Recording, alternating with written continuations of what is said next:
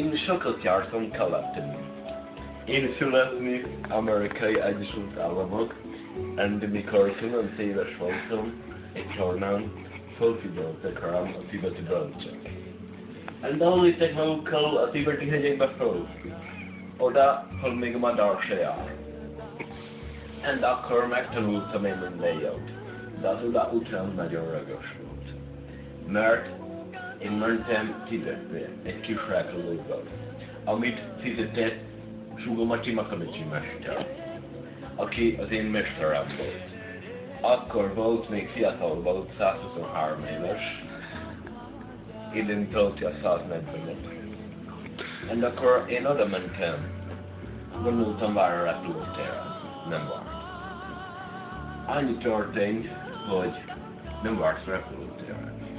Csak egy üzenetet hagyott nekem, amiben szerepelt, hogy én menni föl legnagyobb hegy, tibeti hegy, amit én meglátni.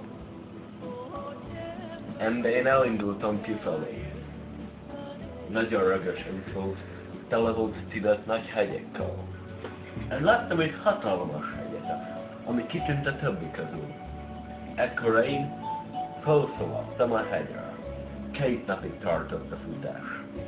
Én felszaladtam, de ez a hegy láthatatlan volt. Belnéztem a távolban, hát megláttam a legnagyobb hegyet Tibetben. De akkor én még nem gondoltam, hogy még nagyon kell előttem. Megláttam a legnagyobb hegyet Tibetben. Nagyon messze volt tőle. Ekkor én gondoltam egyet. Leszaladtam a hegyről, ez is 1 napomba került. Akkor tartottam 3 napnál, étlen szomjan. Én felszaladtam a legmagasabb hegyre, mire felértem, már 8 napnál tartottam étlen szomjan. Ott várt az én mesterem. Nagyon kedves ember volt.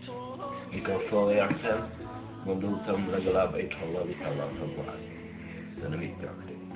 Mert a mesterem várt engem,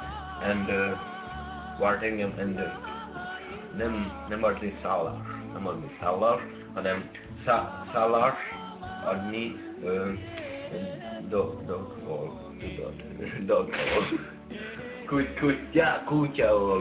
kutyáolban bele aludni én. De még 2 napig nem kaptam semmi étel. Reggeli edzésképpen 43 km futás volt mindig. De mesterem nem futott, ő biciklivel jött.